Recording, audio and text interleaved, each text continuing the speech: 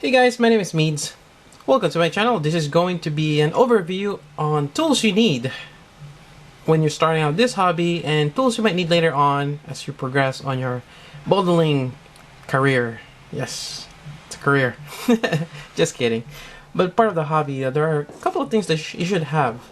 So, first thing that you should start out with is something to remove pretty much the parts from the runners or the sprue tree, some call it. A lot of people will go and tell you, why not just use scissors? You know, get your scissors right here. Just use a scissor. Or if you have some nail clippers, yeah, use this. It does the same thing. Or why not just use if you can find one or you can borrow from your dad, wire cutters. Yep, does the same thing. They might, but the problem with them is they're hard to control, and you can't really have a good, nice cut on the plastic. Even though this is a flattish, I have a curved one. Yeah, they're just not good. You want to have something that does the job right.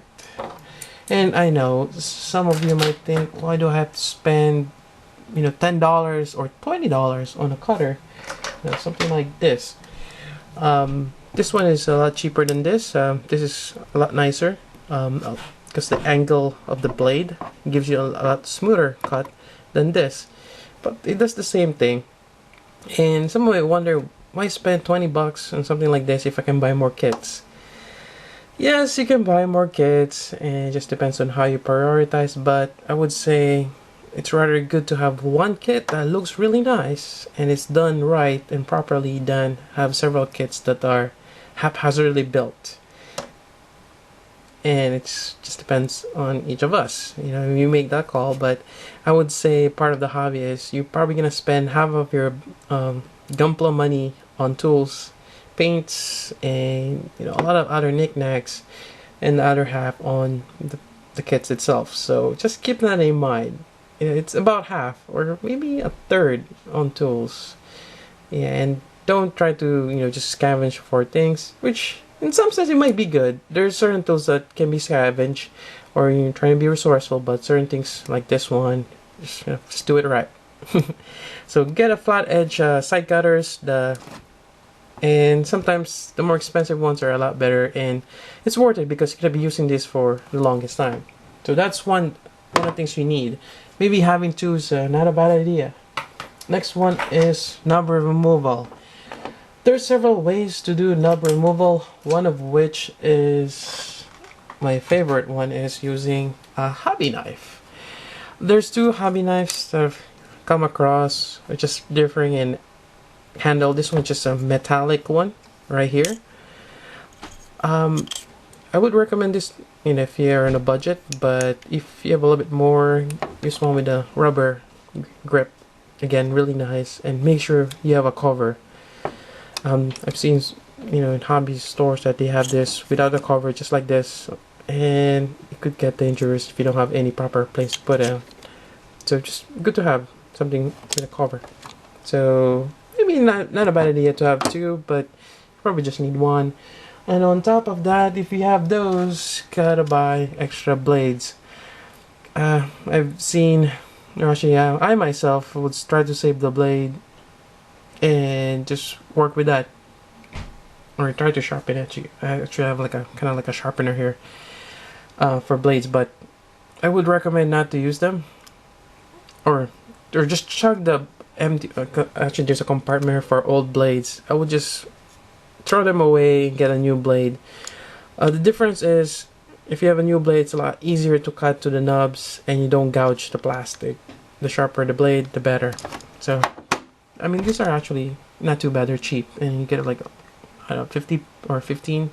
And a blade should last probably 2 or 4 kits, depending on how big they are.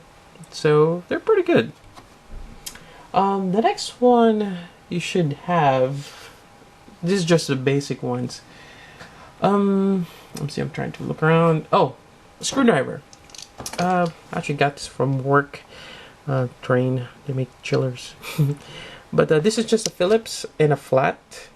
and you can turn it around. These are great for stands, and maybe removing something with a flat edge, or get one of these teeny turners. Same thing, you get a small screwdriver, and again, you never know, you're gonna have a stand and there's screws in them to tighten and loosen them, and they're versatile for other things, so good to have screwdrivers on hand. Next part, actually getting back to the number removal, forgot. Sandpaper or sanding sticks. Some people use sanding stick with varying grits. You can have this or the actual paper. This is a 221. The lower the grit, the rougher it is, and the higher it is, again, it's a finer. So typically you want to have around probably some 300 or 220 up to 600, and 800 somewhere in the middle, and 1000 above is really fine, and you want to do gradual sanding. I have a couple more here. I have something over here. This is really fine, and this is just great for finishing touches or getting that surface smooth after you remove the nub, or after you do a little bit more rougher one. What am I saying? So you do the rough one first to get the majority of the nub, then you go with a finer one to smooth it out to get an even surface. There you go. So that's it, I think, for basic out of the box builds. Those are the things you need. The next part is going over something extra and going beyond other things that you might need as well. Alright, so the next part are the extra stuff that you might need or probably need later on, and actually some of them I actually recommend just having. You never know when you need it. So the first one will be we'll just go over with a putty. So this is a Mr. Hobby or Mr. White putty. This is air dry. Basically just use this for if you have gouges or if you want to remove a seam line. These are great, but with the intention of painting the kit afterwards. So maybe you might need this, but never hurts to have one. Next part will be super glue. This is very essential on your molding hobby. If you ever break something or you need to do some modding, gotta have super glue. I like this particular Loctite super glue gel control. Basically, this kind of gives me.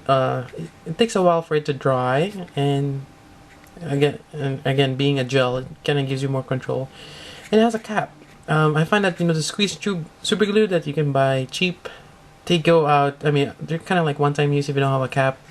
So I recommend having something with a dispenser like this one. Otherwise, you're gonna be using a hobby cement, kind of like this guy here, and this is great for ABS. Or this hard plastic to put together. This kind of melts the plastic together. So actually be careful using this, and you gotta make sure that when you're putting two pieces together, they stay that way. You don't have to pry them out later on when you might have forgot something. So make sure, use this with caution. And it's actually great for removing seam lines. And along with that, anything in terms of glue? Oh, there we go. Sticky tacks. So this is kind of like your temporary way to put two things together, or when you're displaying your kits, you don't want it to double over, you put this down below, especially for shells. So this is Elmer's poster tag, but you can get any other sticky tack available out there.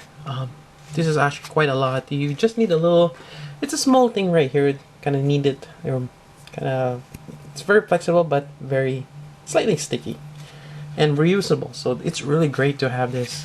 So just have it on hand. Let's see, in terms of adhesion, well, there's one, but I'll get to that later. So next part would be, actually this, might as well mention this early on, in terms of safety, especially when you're using a hobby knife. Actually did a video about this. I've seen a lot of people cut their thumbs because they cut this way, like I am. I cut this way too. I think the best way to protect yourself is using electric tape. I like orange, so I have an orange electric tape, and you just apply one on top of your thumb, and it actually saved my thumb a lot of times. I've been cut free ever since using this technique. So it might be a merit to have an electric tape.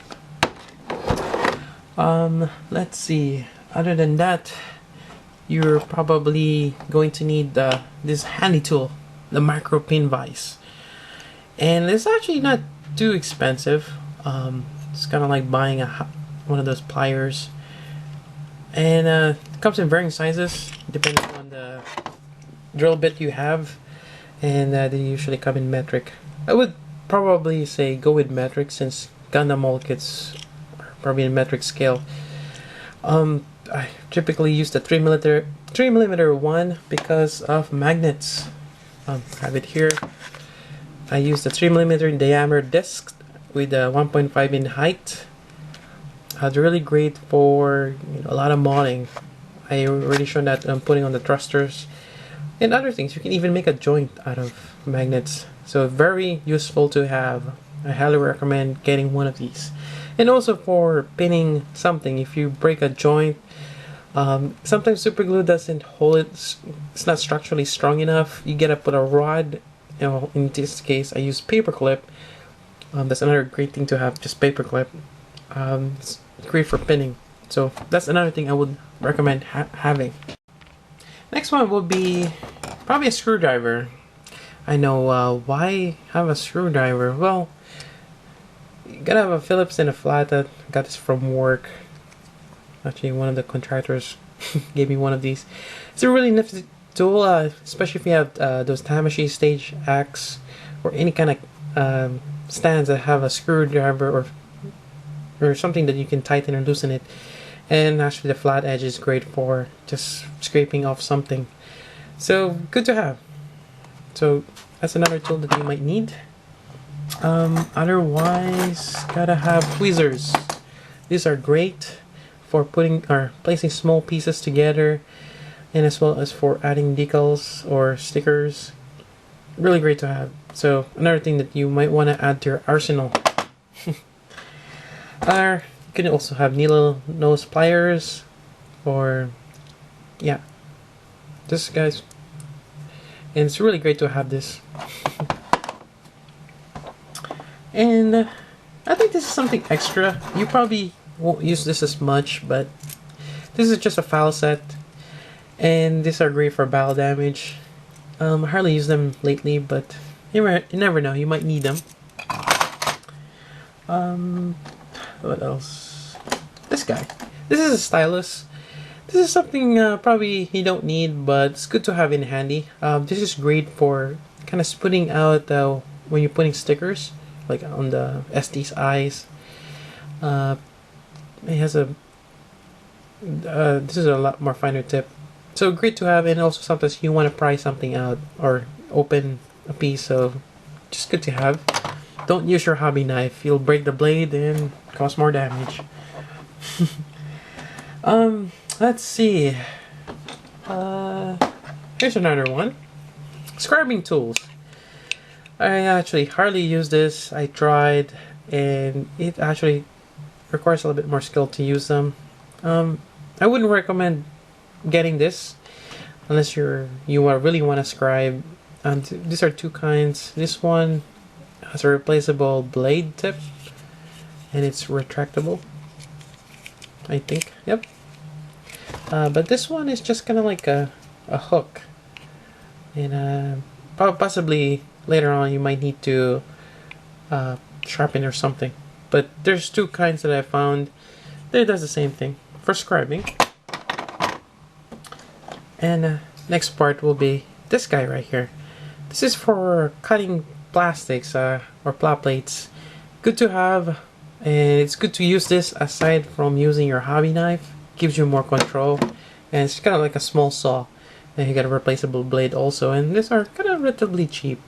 And also when you want to cutting out like a square, you drill some holes, then you kind of start around the edges with this guy. So really great tool to have. And I kind of started with the electrical tape, something that you find at home. Good. And also this one, toothpicks. I got this from a dollar store. Great to have, especially when you're painting, adding details, or pretty much a lot of other things. Toothpick is very versatile. A great tool to use. So that's that. Other things I've been using, this guy is for painting. Gotta have this. I mean, you can use any kind of palette or container to put your paints, but sometimes just these are actually not too bad. They're cheap. Sometimes you put a black paint here, blue, red. Good to have a plenty of these. So that's another thing I use. Otherwise, paint brushes. Gotta have paintbrush right here. I have a thicker brush here for applying pretty much wide area when I'm painting a big area. Then you got small ones for finer details, as you can see here. And I just have plenty of them because sometimes you never know what you need it for, or if you're changing out colors, kind of don't want to use the same brush when you're changing from darker to light. It's easier from lighter to darker, but sometimes there's some paint that gets stuck there. But sometimes I'm just resilient. I just use the same brush and just rinse it. That's that. And I don't know if I already talk about this. Markers. This is for panel lining. There's a lot of ways to panel line your kit. You've probably seen them online, but I use this particular one. This is Pigma Micron by Sakura. This is number 005. This is a 0.20 millimeter. It's a lot finer than your Gundam marker, and I really like this for some weird reason. The downside of this one, well, actually, not really a downside, but you gotta make sure the paint is really dry. And if you apply this on a kit that hasn't been sanded, you might have to go over it several times, let it dry, and go over it again, because it kind of tends to stay above on a very glossy surface or very smooth surface. So it has its limitation, but I really like this one. So this one is good to have. And paints. I've been asked before what kind of paints I use. I use unconventional, or actually paint that you won't see people use on their model kits for the most part, because these are for canvas, paper, something you find in an art store, but I like using them. For one, they're non-toxic. I'm not scared of leaving the bottle open or some of the paint open and getting high from the fumes. I know some people like getting high, but not me. Yeah, so I gotta burn them. Some of them are metallic, some are just matte colors, and gotta have clear coat. You have matte for kind of like a dull finish, and you also have gloss. So two things. There's also semi-gloss somewhere in between, but I find that even if you paint it matte, it still has some sheen on it, so it's kind of like semi-glossy. But great to have, and it's actually relatively cheap, and I actually can use this for airbrushing. And that's something I have yet to try. For some reason, there's merit on hand painting. I just like the feel of hand painting a kit. And what else? Did I miss anything? I think that pretty much wraps it up for the tools you might need. And there is a lot.